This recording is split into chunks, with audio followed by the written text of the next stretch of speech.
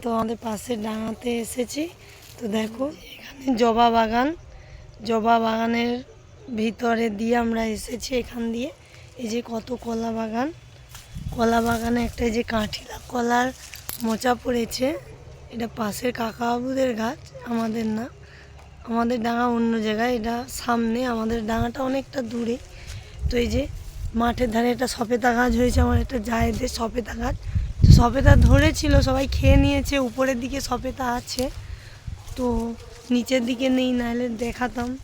দেখো আমাদের মাঠে কত সুন্দর সব তলা ফেলিয়েছে। এগুলোকে ধান ব্যান ভেঙে তারপরে ধান রুইতে হয়। তো কেমন লাগছে যে এখানে একটা পেয়ারা গাছ, এখানেও একটা সপেতা গাছ, এই যে। তো আমাদের জায়গাটা কেমন লাগছে কমেন্টে জানিও, আর সাবস্ক্রাইব করতে কেউ ভুলবে না।